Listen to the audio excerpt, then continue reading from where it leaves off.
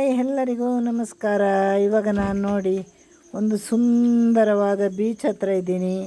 ಇದು ನಮ್ಮ ತಾಯಿ ಮನೆ ಹತ್ರ ಇರುವ ಬೀಚ್. ಇದು ನಮ್ಮ ತಾಯಿ ಮನೆಯಿಂದ ಒಂದು 2.5-3 ಕಿಲೋಮೀಟ್ರ್ ಇದೆ ಈ ಬೀಚಿಗೆ. ನಾವಿರೋದು ಮಂಗಳೂರು ಕಾಸರಗೋಡು ಮಧ್ಯೆ, ಅಂದರೆ ಕೇರಳ ಕರ್ನಾಟಕ ಬಾರ್ಡ್ರಲ್ಲಿರೋದು. ಹಾಗಾಗಿ ನಮಗೆ ಬೀಚ್ಗಳು ಕೂಡ ಹತ್ರ ಆಗುತ್ತೆ. ನಿನ್ನೆ ಸ್ವಲ್ಪ ಮಳೆ ಬಿಟ್ಟಿತ್ತು. ಇಲ್ಲಿ ಬಿಡದ ಮಳೆ, ಒಂದು ಜೋರು ಮಳೆ, ಒಂದು ತುಂತುರು ಮಳೆ. ನಿನ್ನೆ ಒಂದು ಸ್ವಲ್ಪ ಹೊತ್ತಲ್ಲಿ ಮಳೆ ಬಿಟ್ಟಿರುವಾಗ ನಾವು ಇಲ್ಲಿ ಹೋಗಿರೋದು ಬೀಚಿಗೆ. ನಮ್ಮ ಒಂದು ಹಳೆಯ ಫ್ರೆಂಡ್ ನನ್ನನ್ನು ತುಂಬ ಕರೀತಾಯಿದ್ರು. ಹಾಗೆ ನಾವು ಒಂದು ಹೋಟ್ಲಲ್ಲೆಲ್ಲ ತಿಂಡಿ ತಿಂದ್ಕೊಂಡು ಚಹಾ ಎಲ್ಲ ಕುಡಿದು ನೇರ ಬೀಚಿಗೆ ಹೋಗಿದ್ದು. ನಾನು, ನಮ್ಮ ಸಿಸ್ಟರ್, ನಮ್ಮ ತಮ್ಮನ ಮಗ ಎಲ್ಲ. ಹಾಗೆ ಬೀಚಲ್ಲಿ ಒಂದು 2 ಅವರೆಲ್ಲ ಕಳೆದು ಸ್ವಲ್ಪ ವೀಡಿಯೋ ಫೋಟೋ ಎಲ್ಲ ಹಿಡ್ಕೊಂಡು ಆಮೇಲೆ ಸ್ವಲ್ಪ ಕತ್ಲಾದಾಗ ನಾವು ಮನೆಗೆ ವಾಪಸ್ ಬಂದೆವು. ಈಗ ಯಾರು ಬೀಚಿಗೆ ಹೋಗಲ್ಲ, ಕಾರಣ ಬಹಳ ಮಳೆ ಅದು ಅಲ್ಲೆಲ್ಲ. ಇಲ್ಲಿ ಯಾವಾಗ ಈ ತೆರೆ ಬಂದು ಎಷ್ಟು ದೂರ ಬಡಿಯುತ್ತೆ ಅಂತ ಯಾರಿಗೂ ಹೇಳಲಿಕ್ಕಾಗಲ್ಲ. ಹಾಗಾಗಿ ತುಂಬ ಜಾಗೃತೆಯಾಗಿರಬೇಕು, ಹಾಗೂ ತುಂಬ ಕೇರ್ಫುಲ್ಲಾಗಿರಬೇಕು. ಇವಾಗ ಯಾರು ಅಲ್ಲಿ ಮೀನು ಹಿಡಿಲಿಕ್ಕೆಲ್ಲ ಬರೋದಿಲ್ಲ, ಬೀಚಿಗೂ ಯಾರೂ ಬರೋದಿಲ್ಲ ಜಾಸ್ತಿಯಾಗಿ. ನಾವು ಹೋದಾಗ ಒಂದು 4-5 ಜನ ಇದ್ದರೂ ಬಿಟ್ಟರೆ ಇನ್ಯಾರು ಇರಲಿಲ್ಲ. ಯಾವ ನಿಮಿಷದಲ್ಲಿ ಅಲೆ ಎಷ್ಟು ದೂರ ಬಡಿಯುತ್ತೆ ಅಂತ ಯಾರಿಗೂ ಹೇಳಲಿಕ್ಕಾಗಲ್ಲ. ಹಾಗಾಗಿ ಅದರಿಂದ ಅಲೆಯಿಂದ ತಪ್ಪಿಸ್ಕೊಂಡು ಬರಲಿಕ್ಕೆ ಯಾರಿಗೂ ಸಾಧ್ಯ ಇಲ್ಲ. ನಾವು ಮಳೆ ಬಿಟ್ಟಿದ್ದಕ್ಕೆ ಅಲ್ಲಿ ಹೋಗಿದ್ದು, ತುಂಬ ದೂರನೇ ನಿಂತಿದ್ವಿ ನಾವು. ನಾನು ಬೆಂಗಳೂರಿಂದ ನಮ್ಮ ತಮ್ಮನ ಪ್ರಥಮ ವರ್ಷದ ಪುಣ್ಯತಿಥಿಗೆ ಅಂತ ಬಂದೆ. ಹಾಗಾಗಿ ಮನೆಯಲ್ಲಿ ಕೂತು ಬೇಜಾರಾಯಿತು. ಹಾಗೆ ನಮ್ಮ ಫ್ರೆಂಡ್ ಕರೀತಾಯಿದ್ರು, ಅವರ ಜೊತೆ ಹೋಗಿ ಪುಣ್ಯ ಕಾರ್ಯ ಎಲ್ಲ ಮುಗಿಸಿದ ಮೇಲೆ ಒಂದು 2 ದಿನ ಮನೆಯಲ್ಲೆಲ್ಲ ಕೂತು ಹಾಗೆ ಹೋಗಿರೋದು. ನಿನ್ನೆ ಮಾತ್ರ ಸ್ವಲ್ಪ ಮಳೆ ಬಿಟ್ಟಿತ್ತು. ಮಳೆ ಬಿಡೋದೇ ಇಲ್ಲ, ಜೋರು ಅಲ್ಲ, ಮೆಲ್ಲಗೆ ಅಲ್ಲ, ಒಂದು ಮೀಡಿಯಮ್ ಥರ ಮಳೆ ಬರ್ತಾನೇ ಇದೆ. ಮಳೆಗಾಲದಲ್ಲಂತೂ ಬೀಚಿಗೆ ಹೋಗೋರು ತುಂಬ ಕೇರ್ಫುಲ್ಲಾಗಿರಬೇಕು. ಯಾರೂ ಇಲ್ಲ ಅಲ್ಲಿ, ರಕ್ಷಣೆ ಮಾಡಲಿಕ್ಕೆ ಯಾರೂ ಸಿಗೋದಿಲ್ಲ ಬೀಚ್ ಹತ್ರ ಎಲ್ಲ. ಹಾಗೆ ಅಲ್ಲೆಲ್ಲ ಸ್ವಲ್ಪ ದೂರದಿಂದಲೇ ನಾವೆಲ್ಲ ನೋಡಿಕೊಂಡು ಸೂರ್ಯ ಮುಳುಗೋ ಅಷ್ಟೊತ್ತಿಗೆ ನಾವು ವಾಪಸ್ಸಾದೆವು. ಯಾಕಂದರೆ ಮನಸ್ಸಿಗೆ ಒಂದು ನೆಮ್ಮದಿ ಇಲ್ಲದ ಕಾರಣ ಎಲ್ಲೂ ನಮಗೆ ನಿಲ್ಲಕ್ಕಾಗೋದಿಲ್ಲ. ಎಲ್ಲಿ ಹೋದ್ರೂ ಬೇಜಾರಾದ ಮನಸ್ಸು ಎಲ್ಲಿ ಹೋದ್ರೂ ಬೇಜಾರಾಗಿರುತ್ತಲ್ವ. ಬೇಜಾರು ನಮಗೆ ಇನ್ನೇನು ಬೇಜಾರಿಲ್ಲ. ನಮ್ಮ ತಮ್ಮನ ಕಳ್ಕೊಂಡು 1 ವರ್ಷ ಆಯಿತು. ಹಾಗಾಗಿ ಅದೇ ಬೇಜಾರಲ್ಲಿ ಇದ್ದೀವಿ ನಾವು. ಅವನಿಲ್ಲದೆ ಏನೂ ಇಲ್ಲ ನಮಗೆ. ಅವನೇ ನಮ್ಮ ತವರು ಮನೆ ಬೆಳಕು. ಅವನಿಲ್ಲ ಅಂದಮೇಲೆ ನಾವು ಮನೆಯಲ್ಲಿ ಏನೂ ಒಳ್ಳೆ ಅಡುಗೆ ಕೂಡ ಮಾಡೋದಿಲ್ಲ. ಅವನ ಪುಣ್ಯತಿಥಿ ದಿವಸನೂ ನಾವು 4-5 ಜನ ಸೇರಿಕೊಂಡೆ ಸಣ್ಣದಾಗಿ ಅವನಿಗೇನೋ ಬೇಕು ಅಷ್ಟು ಮಾಡಿ ಇಟ್ಟಿದ್ದೇವೆ, ಬಿಟ್ಟರೆ ಏನೂ ಮಾಡಲಿಕ್ಕೆ ಹೋಗಿಲ್ಲ. ಯಾಕಂದರೆ ನಮಗೆ ಅವನ ಪುಣ್ಯತಿಥಿ ಅಂದರೆ ಅದು ಅವನ ಹೆಸರಿನ ಯಾವುದೇ ಕಾರ್ಯಕ್ರಮ ನಮಗೆ ಈಗ ಅದು ಸಂತೋಷ ಸಂಭ್ರಮ ಅಲ್ಲ, ಅದು ಸಂತಾಪ ಅದು. ಹಾಗಾಗಿ ಅದೊಂದು ಕ್ರಮ ಮಾಡಲೇಬೇಕಲ್ವ ನಾವು. ಹಾಗಾಗಿ ಮಾಡಿದ್ದು. ಅದಾದಮೇಲೆ ಮನೆಯಲ್ಲೇ ಇದ್ದೆ ನಾನು, ಎಲ್ಲೂ ಹೋಗಲಿಲ್ಲ. 1-2 ಸಲ ಸುಮ್ಮನೆ ತರಕಾರಿ ತರಲಿಕ್ಕೆ ಅಂತ ಮಾರ್ಕೆಟಿಗೆ ಹೋದೆ. ಅದು ಬಿಟ್ಟರೆ ಎಲ್ಲೂ ಹೋಗಲಿಕ್ಕೆ ಮನಸ್ಸಾಗೋದಿಲ್ಲ. ಒಂದನೇದು ಇಲ್ಲಿಂದ ಮತ್ತೆ ವಾಪಸ್ ಬೆಂಗಳೂರಿಗೆ ಹೋಗೋಣ ಅಂದರೆ ಇಷ್ಟು ದೂರದಿಂದ ಖರ್ಚು ಮಾಡಿ ಬಂದಮೇಲೆ ನಮ್ಮ ಅಕ್ಕ ಬಿಡೋದಿಲ್ಲ, ಸ್ವಲ್ಪ ದಿನ ಇದ್ದು ಹೋಗಿ ಅಂತ. ಬೆಂಗಳೂರಿಂದ ಆಗಾಗ ಬರಲಿಕ್ಕೂ ಆಗಲ್ಲಲ್ಲ, ಈಗ ಬಸ್ ರೇಟೆಲ್ಲ ಬಹಳ ದುಬಾರಿಯಾಗಿದೆ. ಹಾಗಾಗಿ ನಮಗೆ ಓಡ್ಕೊಂಡು ಬರಲಿಕ್ಕಾಗ ಏನಾದರೂ ಅಂತ ವಿಶೇಷ ಇದ್ದರೆ ಬರ್ಬೋದು. ಮೊದಲೆಲ್ಲ ನಾನು ಬಂದರೆ ಫುಲ್ಲು ನೆಂಟರ ಮನೆಗೆಲ್ಲ ಹೋಗೋ ಅಭ್ಯಾಸ ಇತ್ತು. ಇವಾಗೆಲ್ಲ ಅವಾಯ್ಡ್ ಮಾಡಿದ್ದೀನಿ. ಯಾಕಂದರೆ ನಾವು ಹೋಗಬೇಕಾ ಬೇಡವಾ ಅಂತ ನಮಗೇ ಒಂದು ಕ್ವಶ್ಚನ್ ಮಾರ್ಕ್ ಇದೆ.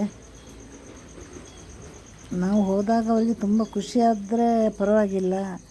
ನಾವು ಹೋದಾಗ ಅಯ್ಯೋ ಅಡುಗೆ ಮಾಡಬೇಕಲ್ಲ ಅಂತ ಇದ್ದವರ ಮನೆಗೆ ಹೋಗಿ ಮಾನ ಕಳೆಯೋದಕ್ಕಿಂತ ಹೋಗದೇ ಇರೋದು ಒಳ್ಳೆಯದಲ್ವ. ಸಂಬಂಧಗಳಂದರೆ ಹೇಗಿರಬೇಕಂದ್ರೆ ಕರಿಬೇಕು ಅವರು ನಮ್ಮನ್ನು ಅಲ್ವಾ, ಬನ್ನಿ ಅಂತ. ಅಯ್ಯೋ ಅವರು ಬಂದು ನಾವು ಇವತ್ತೇನು ಅವರ ಮನೇಲಿ ತಿಂದು ಬಂದಿದ್ದೀವಲ್ವ, ಚೆನ್ನಾಗಿ ನಾವು ಏನು ಮಾಡಿಕೊಡೋದು ಅಂತ ಅವರು ಯೋಚನೆ ಮಾಡುವಾಗಿರಬಾರ್ದು. ನಮ್ಮ ಮನೆಗೆ ಯಾರೇ ಬಂದರೂ ನಾವು ಮಾಡಿಕೊಡ್ತಾಯಿದ್ದೀವಿ. ಇವತ್ತು ಅಮ್ಮ ಎಲ್ಲ ಹೋದ್ಮೇಲೆ ಸ್ವಲ್ಪ ನಾನು ಅಪ್ಸೆಟ್ ಆಗಿಬಿಟ್ಟೆ. ನಾನು ತುಂಬ ಅಪ್ಸೆಟ್, ಸ್ವಲ್ಪ ಅಲ್ಲ. ಅವನು ಇಲ್ಲ ಅಂದಮೇಲೆ ನಮ್ಮ ಮನೆಯಲ್ಲಿ ಹಬ್ಬ ಇಲ್ಲ, ಹರಿದಿನ ಇಲ್ಲ, ಸಂತೋಷ ಇಲ್ಲ, ಬರ್ತಡೇ ಇಲ್ಲ ಮಕ್ಕಳದ್ದು, ಯಾಕಂದರೆ ಮಕ್ಕಳಿಗೆ ಬೇಡವಾಗಿದೆ, ನಾವು ದೊಡ್ಡವರು ಮಾಡೋದಲ್ಲ.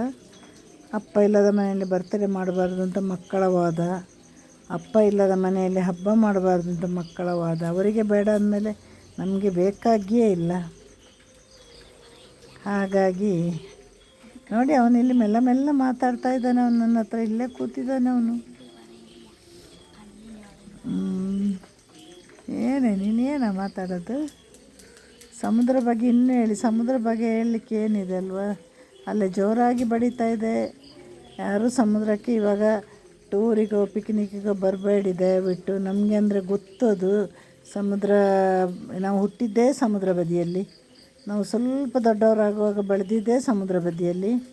ನಮಗೆ ಎಷ್ಟು ದೂರ ಸಮುದ್ರದಿಂದ ಎಷ್ಟು ದೂರ ನಿಲ್ಲಬೇಕು ಅಂತ ನಮಗೆ ಚೆನ್ನಾಗಿ ಗೊತ್ತು. ಆದರೂ ದೊಡ್ಡ ಅಲೆ ಬಂದರೆ ನಮಗೂ ಕೂಡ ತಪ್ಪಿಸ್ಲಿಕ್ಕೆ ಆಗಲ್ಲ. ಹಾಗಾಗಿ ನಾವು ಹೇಗೋ ಒಂದು ಸಾಹಸ ಮಾಡಿ ಬಂದಿದ್ದು. ನಿನ್ನೆ ಮಳೆ ಬಿಟ್ಟಿತ್ತು. ಮಳೆ ಬರುವಾಗ ಅಲೆ ಎಷ್ಟು ದೂರ ಬರುತ್ತೆ ಅಂತ ನಮಗೆ ಗೊತ್ತಾಗಲ್ಲ. ಸಮುದ್ರ ಅಲೆ, ಗಾಳಿ, ಬೆಂಕಿ ಅದೆಲ್ಲ ಯಾವಾಗ ಏನಾಗುತ್ತೆ ಅಂತ ಯಾರ ಕೈಯಲ್ಲಿ ಇಲ್ಲ. ಅದು ನಿನ್ನಲ್ಲಿ ಯಾರು ಜನಗಳೇ ಬಂದಿಲ್ಲ ಅಲ್ಲಿ. ಇಲ್ಲಾಂದರೆ ಮೀನು ಹಿಡಿಯೋರೆಲ್ಲ ಸುತ್ತಾಡ್ತಾ ಇರ್ತಾರೆ. ಯಾರೋ ಒಬ್ಬರು ಏನೋ ಕೈ ತಪ್ಪಿ ಬಿದ್ದರೂ ರಕ್ಷಣೆ ಮಾಡಿಬಿಡ್ತಾರೆ. ನಿನ್ನೆ ಯಾರೂ ಇರಲಿಲ್ಲ, ಯಾಕಂದರೆ ಯಾರೂ ಬರೋದಿಲ್ಲ ಮೀನು ಹಿಡಿಲಿಕ್ಕೆ, ಯಾರೂ ಹೋಗೋದಿಲ್ಲ. ಈಗ ಮೀನು ರೇಟು ಅಷ್ಟೇ ಬಹಳ ದುಬಾರಿ. ದೋಣಿ ಕೂಡ ಹೋಗೋದಿಲ್ಲ ಅಲ್ವಾ, ಈ ಅಲೆಗೆಲ್ಲ ಹೇಗೆ ದೋಣಿ ಹೋಗೋದು? ಹಾಗೆ ಇನ್ನು ಬೆಂಗಳೂರಿಗೆ ಬರೋದ್ರ ಮಧ್ಯೆ ಒಂದು ಸಲ ಸಮುದ್ರ ಬದಿಗೆ ಹೋಗಬೇಕು ಅಂತ ಇದ್ದೇನೆ ನಾನು. ಒಂದು ಸಮುದ್ರ ಎಷ್ಟು ನೋಡಿದರೂ ಬೋರ್ ಅಂತ ಅನಿಸಲ್ಲ ನಮಗೆ. ಒಬ್ಬರೇ ಬೇಕಂದ್ರೂ ಕೂತ್ಕೊಳ್ಬೋದು.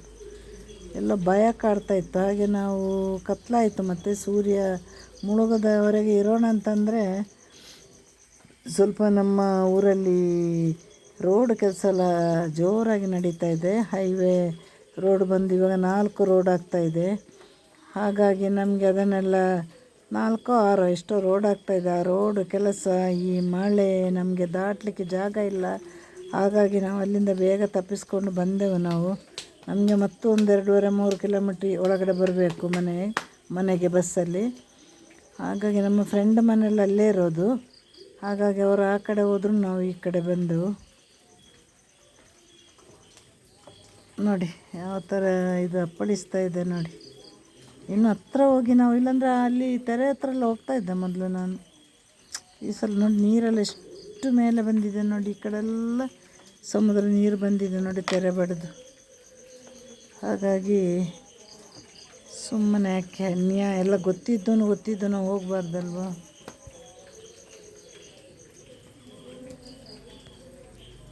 ತೆರೆಯ ರಹಸ್ಯ ಯಾರಿಗೊತ್ತು? ಇದು ತೆರೆಮರೆಯ ರಹಸ್ಯ ನೋಡಿ. ಯಾವುದೇ ದುಃಖ ಇರಲಿ, ಸಂತೋಷ ಇರಲಿ, ತೆರೆಗಳ ಕೆಲಸ ಮಾಡ್ತಾ ಇರುತ್ತೆ. ಸಮುದ್ರ ಶಾಂತವಾಗಿರುತ್ತೆ, ಒಮ್ಮೊಮ್ಮೆ ಬಹಳ ಕೋಪದಿಂದ ಇರುತ್ತೆ.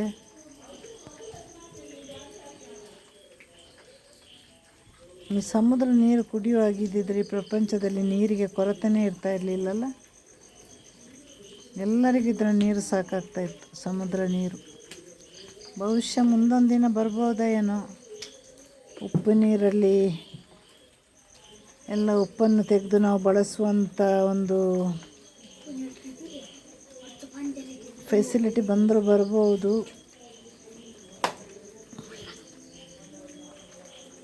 ಅಲ್ಲಿ ಹೊಯ್ಗೆ ಮೇಲೆಲ್ಲ ಚಿಕ್ಕ ಚಿಕ್ಕ ಏಡಿಗಳೆಲ್ಲ ಓಡಾಡ್ತಾಯಿತ್ತು. ಆಮೇಲೆ ಒಂದು ನಾಯಿ ಎಲ್ಲ ಓಡಾಡ್ತಾಯಿತ್ತು ಅಲ್ಲಿ ನೋಡಿ. ನಮ್ಮ ತಮ್ಮನ ಮಗ ನೋಡಿ ಪೊಲೀಸ್ ಥರ ಹೋಗ್ತಾ ಇದ್ದ ನೋಡಿ. ಅವನೇ ನನಗೆ ದೊಡ್ಡ ಒಂದು ಸಮಸ್ಯೆ ಆಗಿತ್ತು ನಿನ್ನೆ.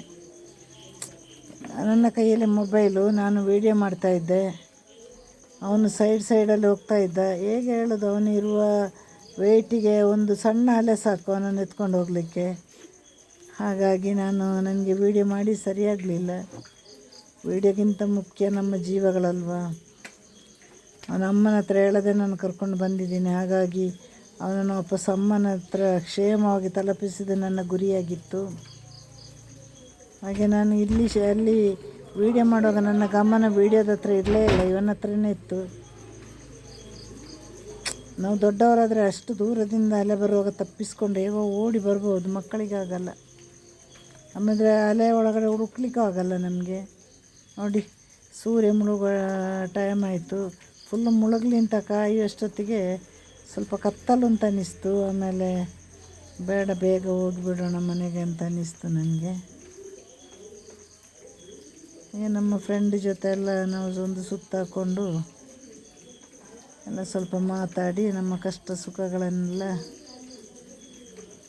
ಮತ್ತೆ ಮನೆಗೆ ಬಂದಿದ್ದು. ಮನಸ್ಸು ಸತ್ತ ಬಂಧುಗಳಿಗಿಂತ ಈ ಥರ ಫ್ರೆಂಡ್ಸ್ಗಳು ಎಷ್ಟೋ ವಾಸಿ ನಮಗೆ. ಮನಸ್ಸು ಸತ್ತ ಬಂಧುಗಳ ಜೊತೆ ಎಲ್ಲೂ ಹೋಗಬಾರ್ದು. ನೋಡಿ, ನನಗೇನು ತೊಂದರೆ ಕೊಡ್ತಾಯಿದ್ದಾನೆ ನೋಡಿ ಇವನು. ವೀಡಿಯೋದಲ್ಲಿ ಮಾತಾಡುವಾಗ ಆಯ್ತಾ ಅಂತ ಕೇಳ್ತಾ ಇದ್ದಾನೆ. ಅಲ್ಲೂ ನಿನ್ನೆ ಅವನು ವೀಡಿಯೋ ಮಾಡಲಿಕ್ಕೆ ಬಿಟ್ಟಿಲ್ಲ. ಅವನು ನನ್ನ ಬೆಸ್ಟ್ ಫ್ರೆಂಡ್, ನನ್ನ ತಮ್ಮನ ಮಕ್ಕಳು ನನ್ನ ಮಕ್ಕಳಾಗಿ. ನನಗೆ 2 ಮಕ್ಕಳು, ನಮ್ಮ ತಮ್ಮನಿಗೆ 2 ಮಕ್ಕಳಾದರೆ ನನಗೆ 4 ಮಕ್ಕಳು. ತುಂಬ ತುಂಟ ಅವನು. ನೋಡಿದ್ದು ಬೇರೆ ಯಾರೋ ಬಂದಿದ್ದರು ಅಲ್ಲಿಗೆ, ಅವರೆಲ್ಲ ವೀಡಿಯೋ ಮಾಡ್ತಾರೆ. ಅವರಿಗೆ ಮತ್ತು ಮಕ್ಕಳನ್ನ ಹಿಡ್ಕೊಂಡು ಎಷ್ಟು ದೂರ ಬೇಕಾದರೂ ಹೋಗ್ತಾರೆ. ನಮಗೆಲ್ಲ ಹೇಳಲಿಕ್ಕೆ ಭಯ. ನಿನಗೆ ಯಾಕೆ ಅಂತ ಕೇಳಿದರೆ ನಮಗೆ ಯಾಕೆ ಬೇಕು? ಯಾರು ಬುದ್ಧಿ ಇರುವವರು ಇವಾಗ ಸಮುದ್ರದ ಅಲೆ ಹತ್ರ ಹೋಗಲ್ಲ. ನಾನು ಆ ಬಂಡೆಕಲ್ಲೆಲ್ಲ ಹತ್ತಿದ್ದೇನೆ, ಆದರೆ ಸ್ವಲ್ಪ ದೂರದಷ್ಟೇ ಹೋಗಿದ್ದು ನಾನು. ತುಂಬ ದೂರ ಹೋಗಲಿಕ್ಕೆ ನನಗೂ ಭಯ ಆಯಿತು. ಒಂದು 5-6 ನಾಯಿಗಳು ಓಡಾಡ್ತಾ ಇತ್ತು ಅಲ್ಲಿ.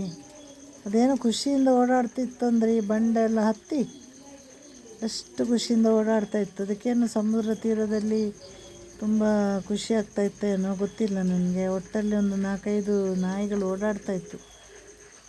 ನೋಡಿ ಮೋಡ ಹೇಗೆ ಹಿಡ್ದಿದ್ದು ನೋಡಿ. ಎಲ್ಲಿ ಸೂರ್ಯ ಮುಳುಗಿದ್ರೂ ನನಗೆ ವೀಡಿಯೋ ಮಾಡಲಿಕ್ಕೆ ಆಗ್ತಾ ಇರಲಿಲ್ಲ. ಮೋಡ ನೋಡಿ, ಕಪ್ಪನೆಯ ಮೋಡ ಒಂದು ಹಾಡಿದೆ ಅಲ್ವ, ಕಪ್ಪನೆ ಮೋಡ ಕರಗಲೇಬೇಕು, ಆಗಸದಿಂದ ಇಳಿಯಲೇಬೇಕು ಇನ್ನೇ ತನಕ. ನಮ್ಮ ಡಾಕ್ಟರ್ ರಾಜ್ಕುಮಾರ್ ಒಂದು ಹಾಡಿತ್ತು, ಕಪ್ಪನೆ ಮೋಡ ಕರಗಲೇಬೇಕು, ಆಗಸದಿಂದ ಇಳಿಯಲೇಬೇಕು. ನೋಡಿ, ಮೊದಲೆಲ್ಲ ಸಂಜೆ ಟೈಮಲ್ಲೆಲ್ಲ ಅಲ್ಲಿಯೇ ಬೆಸ್ತರೆಲ್ಲ ಮೀನು ಹಿಡಿಲಿಕ್ಕೆ ಬಲೆ ಹಿಡ್ಕೊಂಡು ಬರ್ತಾಯಿದ್ರು. ಅಂದರೆ ಅದು ಬಿಸಿಲುಗಾಲದಲ್ಲಿ. ಇನ್ನಿದೇನಿಲ್ಲ ನೋಡಿ. ಒಂದು ನಾಯಿ ಹೋಗ್ತಾ ಇರೋದು ನೋಡಿ. ಆದರೆ ಅದಕ್ಕಿಂತ ಮೊದಲೊಂದು 4 ನಾಯಿ ಓಡಾಡಿದೆ ಅಲ್ಲಿ ನೋಡಿ. ನಾನು ಸ್ವಲ್ಪ ದೂರವರೆಗೆ ಹೋದೆ. ಮತ್ತೆ ನಮ್ಮ ಸಿಸ್ಟರ್ ಒಬ್ಬರು ಬೊಬ್ಬೆ ಹಾಕ್ಲಿಕ್ಕೆ ಶುರು ಮಾಡಿದ್ಲು, ಬಾ ಬಾ ಬಾ ಬಾ ಅಲ್ಲಿ ಹೋಗಬೇಡ ಅಂತ. ಹಾಗಾಗಿ ಅಲ್ಲಿ ನಿಂತು ಸ್ವಲ್ಪ ನಾನು ನೋಡಿದೆ. ನೋಡಿ 4 ನಾಯಿ ಹೋಗ್ತಾ ಇರೋದು ನೋಡಿ. ಏನು ಖುಷಿಯಲ್ಲಿ ಓಡಾಡ್ತಾ ಇತ್ತು ಅದಂದರೆ ನೋಡಿ. ಒಟ್ಟು 5 ನಾಯಿಗಳು ಬಂದಿತ್ತು, ಅದರ ಮೇಲೆ ಓಡಾಡ್ತಾ ಇತ್ತು. ಅದು ಸ್ವತಂತ್ರ ಪ್ರಾಣಿಗಳದು.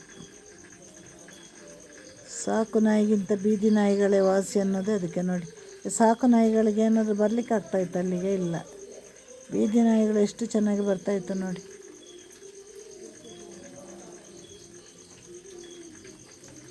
ನಾವು ಈ ಭಾಗದಲ್ಲೇ, ನಾವು ಚಿಕ್ಕದಿರುವಾಗ ನಮ್ಮ ಮನೆಯೆಲ್ಲ ಇಲ್ಲೇ ಇದ್ದಿದ್ದು. ನಾವೊಂದು ಆ ತೆಂಗಿನ ತೋಟ, ತೆಂಗಿನ ಮರ ಎಲ್ಲ ಕಾಣಲು ಅಲ್ಲೇ ನಮ್ಮ ಮನೆ ಇದು ಕೂಡ ಇತ್ತು.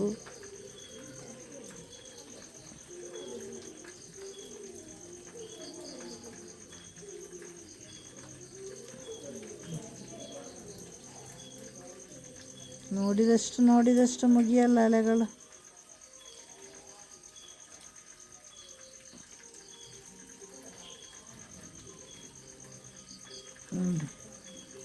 ಇವನು ಕೊಡೆಗಳ ಜೊತೆ ನಮ್ಮ ತಮ್ಮನ ಮಗ ಆಡ್ತಾ ಇದ್ದಾನೆ ನೋಡಿ. ಇಲ್ಲೆಲ್ಲ ಕೇಸರಿಗೆ ತುಂಬ ಇಂಪಾರ್ಟೆನ್ಸ್. ಕೇಸರಿ ಇನ್ನು ಇದನ್ನೆಲ್ಲ ತುಂಬ ಇಂಪ್ರೂವ್ ಮಾಡಲಿಕ್ಕಿದೆ ಬೀಚನ್ನೆಲ್ಲ. ಈ ಕಟ್ಟೆ ಎಲ್ಲ ಇವಾಗ ಕಟ್ಟಿರೋದು ನಮ್ಮೂರ ಕಡೆ. ತುಂಬ ಸಮಯ ಆಗಲಿಲ್ಲ. ಮೊದಲು ಈ ಥರ ಕಟ್ಟೆ ಇರಲಿಲ್ಲ. ಆ ತೆರೆ ಹತ್ರ ಎಲ್ಲ ಹೋಗ್ತಾ ಇದ್ದೆ ನಾನು.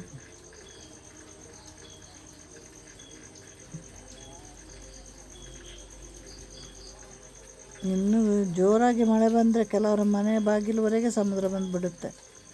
ಹಾಗಲ್ಲ ಅಲ್ಲಿಂದೆಲ್ಲ ಜನಗಳನ್ನೆಲ್ಲ ಖಾಲಿ ಮಾಡ್ತಾರೆ ಆಗ ಆ ಟೈಮಲ್ಲಿ. ಅವ್ರಿಗೇನಾದರೂ ಸರ್ಕಾರ ಏನಾದರೂ ಒಳ್ಳೆ ಜಾಗ ಮಾಡಿ ಕೊಡ್ತಾರೆ, ಅಷ್ಟು ದಿನ ಮಳೆ ಕಮ್ಮಿ ಆಗುವವರೆಗೆ ಒಂದು ನೀವು ಇಲ್ಲೇ ಕೂತ್ಕೊ ಶಾಲೆ ಇಲ್ಲ ಅಥವಾ ಏನೋ ಒಂದು ಫೆಸಿಲಿಟಿ ಮಾಡಿ ಕೊಡ್ತಾರೆ. ಇಲ್ಲಾಂದರೆ ಅವರಲ್ಲೇ ಬೇರೆ ಮನೆಗಳಿದ್ರೆ ಅಲ್ಲೆಲ್ಲ ಹೋಗಿಬಿಡ್ತಾರೆ ಅವರು. ಮಧ್ಯರಾತ್ರಿ ಎಲ್ಲ ಎಷ್ಟು ದೂರ ಸಮುದ್ರ ಬರುತ್ತೆ, ಮಳೆ ಬರುತ್ತೆ ಅಂತ ಹೇಳಲಿಕ್ಕಾಗಲ್ಲ. ಬಂದರೆ ಕತೆ ಗೋವಿಂದ.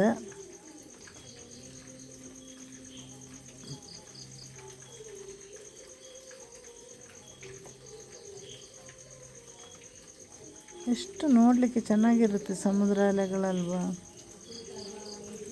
ಮೊದಲ ತೆರೆ ಹತ್ರ ಎಲ್ಲ ಹೋಗ್ಬಿಡ್ತಾರೆ.